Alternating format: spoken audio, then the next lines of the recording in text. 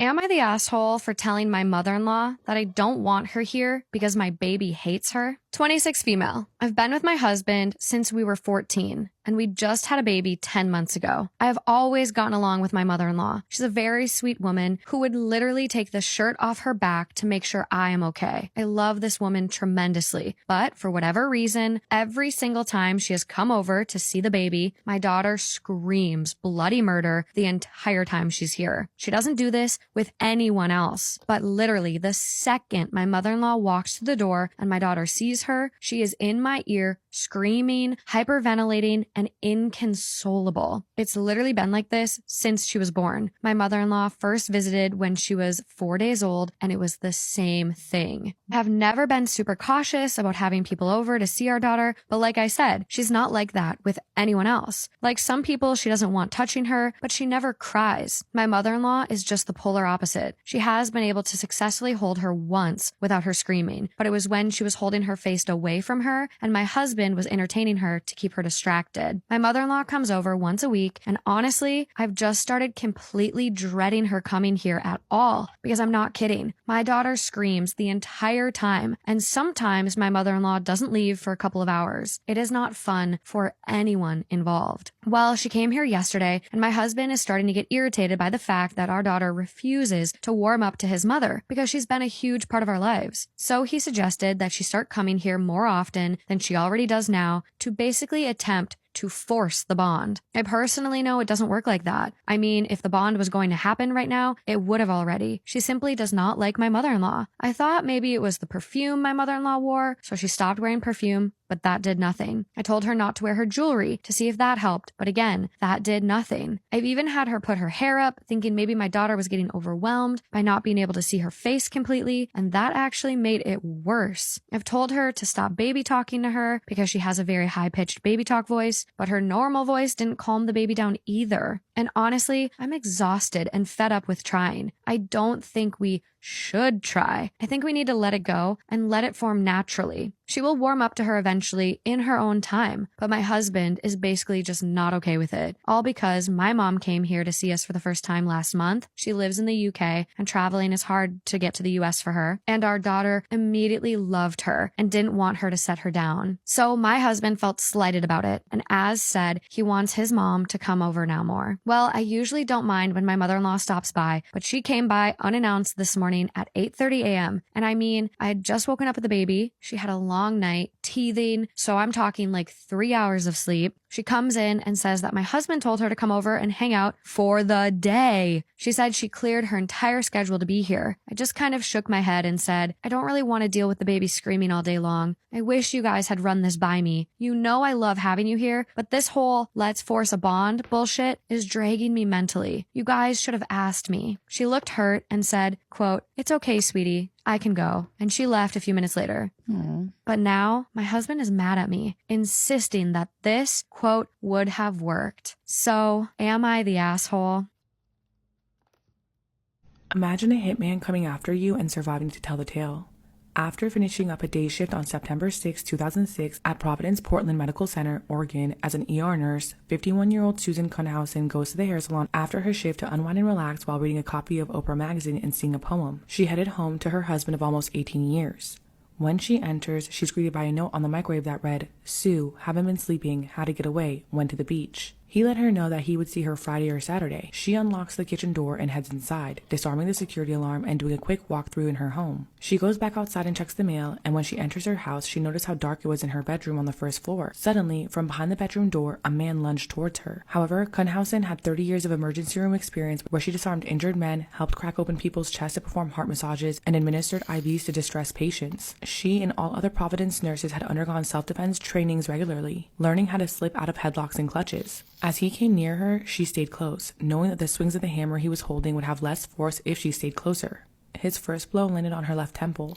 She screamed at him, asking who he is and what he wanted, but he didn't answer and kept attacking. Kuhnhausen was only 5'4", and this stranger in a baseball cap was 5'9" and almost 200 pounds. She also had 2 bad knees from repeated injuries, but she outweighed her attacker significantly. She pushed her body against his, hoping to knock him down, but he didn't fall. He pushed her back against the wall of her bedroom and whispered to her, "You're strong." This sent adrenaline through her body, and she realized that this man was here to kill her for whatever reason. Then she remembered the poem in the magazine when she was in the salon earlier. It started with, "I will not die an unlived life. I will not live in fear." She quickly pushed him again and managed to wrestle the hammer out of his hand. Once she had it in hers, she swung its claw 3 to 4 times into his skull while yelling, "Who sent you here?" The man snatched the hammer back, so she grabbed his throat and asked him again who sent him as she squeezed his airway. His face turned red, then purple, then dark purple and blue. She thought he was out and let go, trying to flee. However, the man caught her as she ran from her bedroom into the narrow hallway. He spun her around and punched her, splitting her lip. Then he did it again and she fell to the floor. He stood over her with the hammer and she thought to herself, looking up at him, "I'm going to die today." Crime Fanatic Friday Part 2, The Hitman Who Failed. Susan Kuhnhausen, 51-year-old ER nurse, is bloody and battered on the ground, looking up at an intruder who's intent on ending her life in her home. He stood above her with the hammer, and to this day, she doesn't know how, but she managed to pull him down to the floor, then started biting him. She thought to herself that if she was going to die, her teeth marks might tie her death to him. Wrestling on the floor, she bit his arm, flank, and thigh. She even bit through his zipper and to his private parts while rifling through his pockets looking for an ID that she could toss under the bed or chair. The fight had now lasted 14 minutes. They were both wedged on their sides in the narrow hallway outside of her bedroom. She threw her left leg over his body, climbed on top, and hooked her left arm around his neck. She then asked again who had sent him and said that she would call him an ambulance. The only reply he gave was a growl, so she leaned forward, tightening her arm around his throat until he stopped moving. Then she grabbed the hammer and fled outside to her neighbors who called 911. When police investigated, the man was deceased. His name was Edward Hafey, who was employed as a janitor by Susan's husband. Well, soon-to-be ex-husband, as she had kicked him out a year prior. Police had missed a backpack during their search in her basement that belonged to Hafey. Inside was a container of Hershey syrup, $200 cash, diabetes pills, a daybook and pay stub made out to Hafey. An entry in the daybook on September 4th, 2006 was marked, "Call Mike," who was Susan's soon-to-be ex-husband. When police tried to track him down, they found out he had gone to a pawn shop the following day of the crime and purchased a revolver. He then left an unalive note at his father's house and bolted. Police caught up to him just a few days later on the morning of September 13th, 2006. He tried to plead innocent, but police weren't buying it. He had lost his jobs weeks earlier with no place to live. Susan had named her brother as beneficiary in her life insurance policy and Mike knew it. However, they had paid off their Montevilla house and it was worth about $300,000, which would be his if she wasn't alive. Him and Hafey tried to get another man in on the crime, promising him $5,000 if he helped offer, but the man declined. There was overwhelming evidence against him, and on August 30th, 2007, he pled guilty to soliciting her murder. His release was set to September 14th, 2014. Susan, by this time, had prepared and practiced for this scenario in which he might come after her. However, he didn't live long enough to try. He passed away from cancer in June 2014, just 92 days before his release. Susan continued working as a nurse until December 2014. She stated that she chose to live. Am I wrong for cancelling my boyfriend's birthday party because I found out that I wasn't invited? Story time. So let me start off by saying that my boyfriend Steve's love language is gift giving. In the 3 years that we have been together, he has gifted me with many things such as a car, 3 dogs, and a new phone. I, on the other hand, really struggle with gift giving, especially when it comes to him. Disclaimer, I'm going to use something new. I don't know if it's the right shade. So this year I decided I was going to go above and beyond. Oh my God. I set aside a couple £1,000. Not the right shade, but we'll make it work. When I asked him what he wanted to do for his birthday this year, Steve told me that he wanted to go to Puerto Rico. Something small then, Steve. Cool. So I went on to a little Airbnb number. I found a 4-bedroom house. This would be way more than enough space for his friends, me and him. I show Steve, he's like, yeah, all looks amazing. Thank you so much for finding that. Once it is all booked, I've paid for it all. I say to Steve, would you like me to get you any more presents? You know, I can go shopping here or I can go shopping when I'm in Puerto Rico and get you bits there. Now, Steve looks at me all confused. This is when he tells me that I am not coming to Puerto Rico. Well, that's fucking interesting, isn't it, Steve? Because my name's on the booking. I obviously got really upset. When he sensed my upset, he starts backpedaling. He's like, no, like, you can come, maybe just for, like, the latter part of the week. Which would mean I would be missing pretty much the whole thing. It's turning out to actually look pretty decent. And this would mean that I would miss his actual birthday. Obviously, I was really hurt by this. The person that I want to spend all of my birthdays with doesn't want to spend it with me. Cool. I was even more upset when I realised that going on the date that I was invited for would mean that I would miss the yacht. That I also booked. So immediately I went to cancel the yacht. and I was trying to get some of the payment back that I'd already made. The yacht was going to be a surprise. It was never ever mentioned to Steve. But after cancelling it and only being able to get a partial refund, I decided I was going to tell him. Also told him that now I wasn't going on the trip, I wouldn't be able to see him until 5 days after his birthday. I wouldn't be getting him anything because the gift he would be getting this year was my presents. Absolute weed then had the nerve to call me the arsehole in this situation. He said that the yacht was a gift for him, not me, so I should have left the reservation in place. He tells me that his gift shouldn't have to change even though I'm seeing him after his birthday. Literally spent thousands on his gifts and now he wants me to give them to him a week afterwards. What do you think? Am I wrong here? Am I the astronaut for breaking my husband's golf clubs after he left me alone with our newborn twins? I, 28 female, recently gave birth to our twin babies, a boy, Oliver, and a girl, Lily. They're almost 9 weeks old now, and while I'm overjoyed to be a mom, I've never felt more physically and emotionally drained in my life. I suffered from postpartum hemorrhage right after delivery and lost so much blood that I had to be rushed into emergency surgery. I nearly died. I was in the hospital for almost 2 weeks recovering.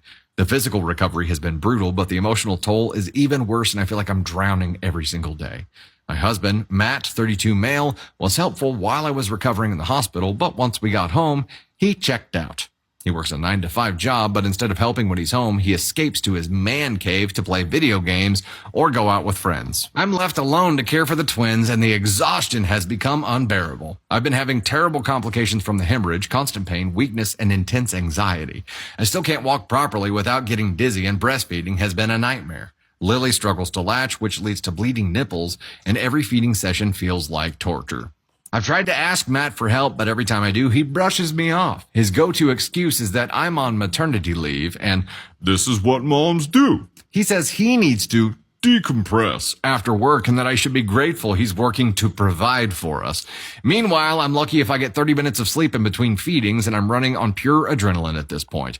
Last week, after another exhausting day with no help, I tried to talk to him about how I felt like I was drowning. His response? He asked when we were going to start having sex again. He said it's been 2 months and I'm getting frustrated. I was speechless. My body hasn't even fully healed from the traumatic birth, and he was acting like I was depriving him. When I tried to explain how much pain I was still in, both physically and emotionally, he rolled his eyes and said, "Other women bounce back after having babies. It's not that hard. You got to stop using it as an excuse." I felt so ashamed in that moment, like I wasn't good enough, wasn't recovering fast enough, wasn't being enough for him. It's not like I didn't want to be intimate with him again. I missed the closeness we used to have, but I was still bleeding occasionally, and I could barely walk without wincing. My whole body felt like it was failing me, and instead of being patient or supportive, Matt acted like I was deliberately withholding sex from him. He even tried to initiate once when I was barely 5 weeks postpartum, and I had to practically beg him to stop because it was too painful. He got frustrated and said, "Come on, it's been long enough," and huffed off like a teenager. Every time I tried to talk to him about how overwhelming things are, he'd steer the conversation back to when we'd be having sex again, like that was the only thing on his mind. This Saturday was my breaking point. The babies had been fussy all night, and I hadn't slept more than an hour in 48 hours. I was completely exhausted, and with my anemia still making me weak, I could barely stand. The incision from my surgery was throbbing with pain. Matt had left early that morning for a full day of golf with his buddies, despite knowing how rough my night had been. He said he'd be back by noon, but noon came and went, and he was still out. He was golfing at a course that was only an hour away, so I figured if things got too bad, he'd come home.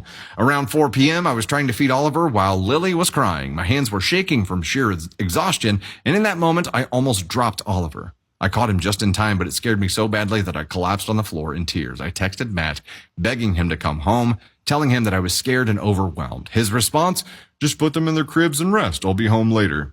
Later turned into 9 p.m., by which time I was a complete mess. I had been alone with the twins all day with no help, no food, and no sleep. When Matt finally walked through the door, he didn't seem to care at all. He saw me sitting on the floor with the twins still crying and giggled. Yes, giggled.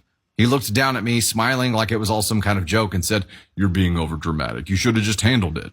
I saw red. His smug, dismissive little giggle was the final straw. In a blind rage, I grabbed his beloved golf clubs, the one he's obsessed with, and smashed them against the floor. I broke two of them before Matt even realized what was happening. He started screaming at me, calling me crazy and psycho for breaking something so expensive and accusing me of losing it. After that, he stormed out of the house and spent the night at a friend's place. His best friend has since been texting me, calling me a psycho and saying I'm unhinged for destroying his clubs. He told me that I owe Matt a huge apology for overreacting and that he's been trying his best. But has he? I'm here day after day, struggling to keep it together with two newborns while still recovering from a traumatic birth. I've been so weak that I've nearly dropped my baby and Matt hasn't been around to help.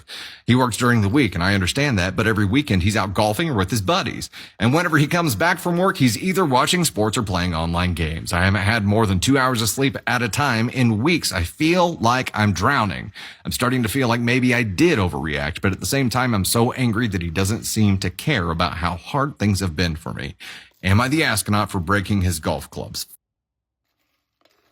I fell asleep in my roommate's bed because I was sick and my girlfriend broke up with me. My girlfriend, Celine, 20 female, and I, 21 male, have been dating for about 7 months now, but I had feelings for her like 3 years beforehand. I have also been sharing a flat with 2 other girls and 1 guy. One of the girls is Kaya, and we're pretty good friends. As it just so happens, Celine's ex cheated on her with Kaya. Kaya hadn't known they were together at the time, so when I first brought Celine over to my place early into our relationship, she told me about what had happened. I realized then that things would be messy, and I asked Celine if this was a deal breaker for her, but she said she wasn't sure, as she was sure that Kaya didn't realize she was facilitating cheating. The next day, Celine said she thought it over and she had no resentment towards Kaya, but was insecure about herself and felt uneasy that we lived in the same house. We both agreed to continue with the relationship and set our boundaries. One of them was that Kaya and I won't sleep over in each other's rooms anymore. We used to have movie nights on Fridays. Kaya's room was the only room with a TV in my flat, and I'd sometimes fall asleep in her room during movie nights. Everything was platonic, and I told Celine about this. Let's move to the present time, where our relationship is like a fairy tale. Being with Celine is pretty awesome, but my exams are coming up soon, and because I'm horribly underprepared, I needed to lock in. So I told Celine I would have to be a bit selfish and wouldn't be able to spend time with her or have much communication until they're done. For the past 3 weeks, my entire life has been wake up, spend the entire day/night at the library, then come home to sleep for like 5 to 6 hours, then go study again. It's a horrible routine and I feel like a zombie, but I have too much content to catch up on and not enough time. I must also admit that I've not been in contact with Celine all that often. We only talked twice on FaceTime and texted very little. She tried initiating, but I had my phone shut off while studying and only replied when I left the library. On our second call, she said that she felt neglected and it was really starting to get to her and she wanted to spend some time together. I apologized, told her I missed her too, and that she could come over to spend the night. But she came about an hour later than she was supposed to, and I had already fallen asleep by then. She still stayed the night, but the next morning, I felt that she was upset that I had fallen asleep. Then I got really sick 3 days ago. I threw up at the library and asked Kaya to come pick me up. My other roommates were out of town, and Celine would have taken too long to get there. When I got into bed, I threw up all over my sheets. At this point, my memory of what happened is foggy. I was very drowsy and not thinking straight. Rather than cleaning up and setting new sheets up, I texted Celine that I was very sick and had vomited all over my bed and asked if I could sleep over at her place. I got no reply, so I went downstairs and slept on the couch. When I woke up the next morning, I was asleep on Kaya's bed, shirtless. I had no clue how I got there, but Celine came to check on me and walked in on me like this. This is when I woke up, and Celine was very upset. She yelled, quote, "How could you?" And before I had a chance to say anything, she left. Kaya told me that she saw me asleep on the couch and she offered to let me sleep on her bed instead. I have no recollection of this. I probably took my shirt off because I felt hot at some point during the night. She also said that she slept on the couch and we didn't share the bed. I've been trying to reach out to Celine, but she blocked my number, WhatsApp, Insta, everything. We have 2 mutual friends, but they both haven't replied to any of my texts. My fever died down yesterday night, so I went to Celine's to clarify the situation, but her roommate said she wasn't going to talk and made me leave. The whole situation just feels horrible. people. I love the relationship that I have/had with Celine, and the fact that it's probably over makes me feel so distraught. I also reflected over how I've been recently and realized that a lot of blame does go on me. My exams aren't a reason to just completely shut myself out of a relationship, and I need to work on being able to juggle life and studies at the same time. Other than her finding me asleep on Kaya's bed, she probably had a lot of animosity over the last 3 weeks of me not being in contact. It's painful knowing I made a very unnecessary decision, and had I put in more effort, it wouldn't have cost me a great person out of my life. What do I do? Am I overreacting? My husband ate all of my food. So I just had surgery on my stomach and intestines almost 2 weeks ago. Because of the surgery, I have to adhere to a very strict diet until I'm fully healed. If I stray from my diet, it could cause severe complications and possibly lead to death. So for the first 2 weeks after surgery, I can only eat, drink a full liquid diet. The most solid thing that I can eat is pudding. I can't even have soup with any chunks of veg or meat in it, even if they're soft. There's not a lot of variety of foods to choose from, and I'm not having a good time at all. Plus, I'm still having pain from the procedure and some nausea, and I've had to go in for IV fluids and iron twice now. Prior to surgery, I meal prep for myself and for the family so I wouldn't have to worry about it after. I made meals for myself for every stage of the diet and with specific macros and ingredients to meet my needs and comply with my other health problems. For example, I have celiac disease, so everything has to be gluten-free. I also follow a low-sugar, low-carb diet, so everything had to comply with that as well. I made meals for him and our son, meals specifically requested by him. I stocked up on snacks they liked and asked for. We also have a fairly strict budget right now, so I made everything from scratch to save money. About a fourth of everything I made is in the freezer attached to our fridge for convenience sake. The rest is in the deep freeze in the garage. So most of the meals in the house freezer are gone, so I went to the garage to restock. All of the meals I'd made for myself are gone. Just completely emptied out. I'm really upset because I have no energy right now to make more. Living off of liquids and having anemia will do that to a person. My diet is hopefully progressing to soft solids tomorrow, so I was really excited to be able to eat some of the food that I'd made. I asked him about it and he blamed it on our son first, which I know is BS because the kid hates all of my special food with a passion. There's no way he'd be sneaking my food. So I questioned my husband again. He admitted to it and said he'd been taking my meals to work as his lunch because he was too tired to make his own lunch. He's always made his own lunch up until now. He also said he was bored with the lunches he makes and my food provided variety. I am exhausted. This recovery period is kicking my ass. Before surgery, I ran a mile every day. Now, I barely have enough energy to walk up the stairs. I'm not supposed to lift more than 10 pounds. I'm not supposed to do anything more strenuous than walking. Even taking a shower right now is tiring. The anemia, dehydration, and lack of proper nutrition is making it worse. So when he admitted to taking my food, I just started crying. He hasn't been much help after surgery. My son, 11 years old, has been doing all of the lifting for me and helping me with chores and cooking. When I started crying, he got disgusted and told me that I was overreacting and being a baby. He refuses to make me new meals. He refuses to help me make new meals. He says it's been almost 2 weeks and I should be able to do my own stuff. At this point, I'm seriously considering divorce. I mean, my son and I are already doing everything on our own. And I know my kid won't eat my diet food. Am I overreacting? My husband is refusing to give up his gym girlfriend. Story time. A few months ago, I noticed my husband was texting someone and smiling at his phone. I leaned over his shoulder to see who he was texting. He was texting a name of a woman that I had no clue who she was. I asked at the time, who's this? And he just ignored me. This was not a satisfactory answer for me. So I brought it up later that night after all of our family had left. I was like, I didn't think that making friends and texting friends of the opposite sex was satisfactory in our relationship. He volunteered no information. But when pressed for information, he mentioned that it was a girl who he'd been working out with. What type of working out? Bearing in mind, Steve goes to the gym 3 to 4 days a week for 2 to 3 hours. Long ass workout. He ended up admitting that he hadn't told me about this girl because he knew I'd be mad. That normally means, Steve, that you're doing something wrong. He went on to say, despite upsetting me, that he'd be working out with whoever he wants. So fast forward several one-sided conversations and many sleepless nights, I finally got the courage to lay it out to Steve. I told him exactly how it was. Can't sleep, I'm constantly concerned. And I said, if I was doing the same thing, you would feel awful. Crickets.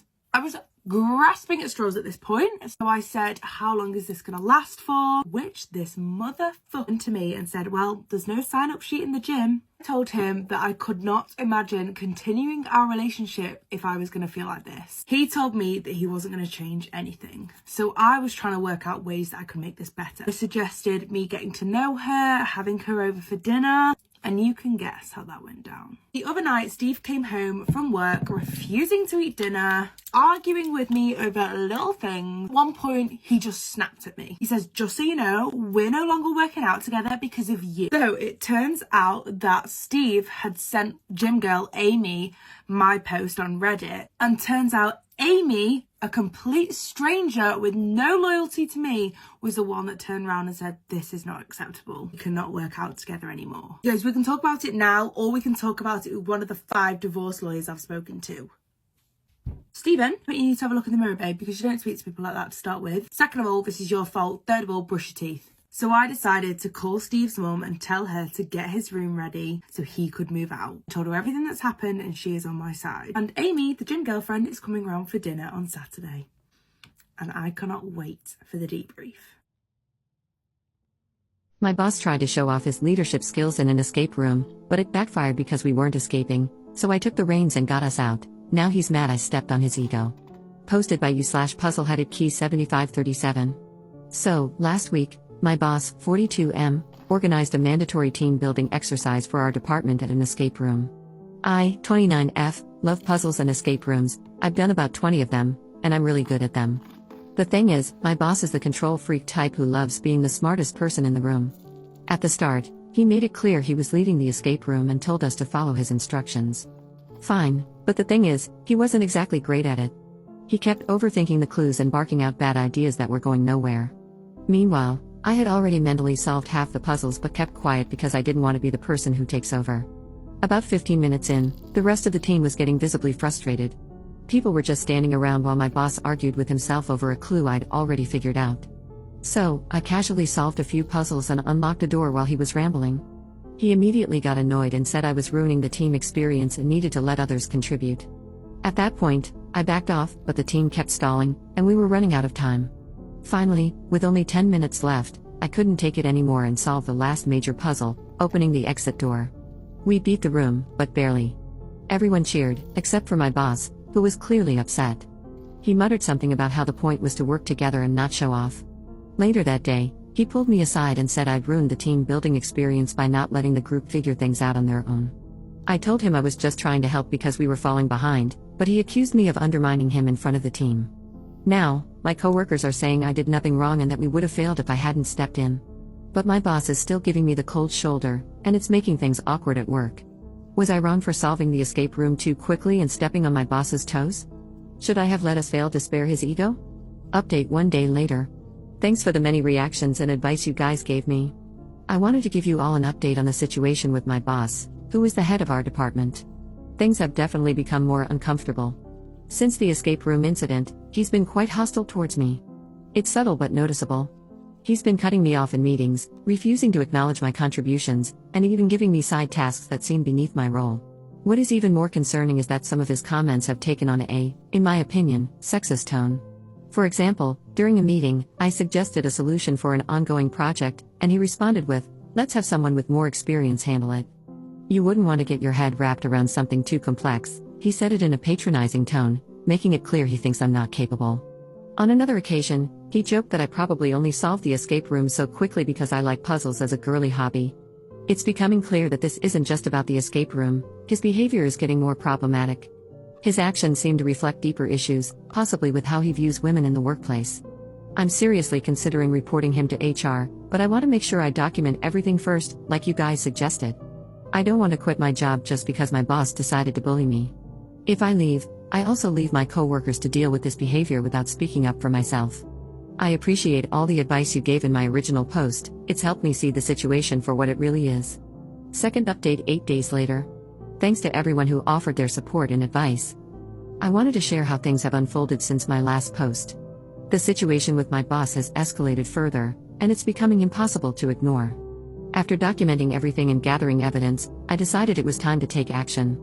I started sorting out my so-called evidence, providing detailed notes on the incidents and examples of the sexist and undermining behavior I've experienced. It turns out I wasn't the only one having issues with him. Another colleague, who had been dealing with similar frustrations since the escape room incident, had already filed a complaint with HR.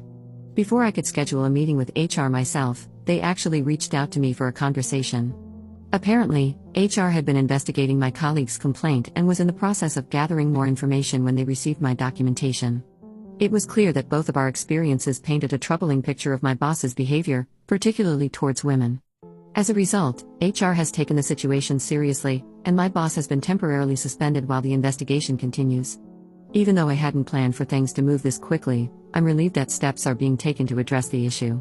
The office atmosphere has already improved noticeably, and while it's unfortunate that it took this much to make a change, I feel validated knowing that speaking up was the right choice. This experience has taught me the importance of standing up for myself, even when it's daunting. Thank you all again for your advice and support.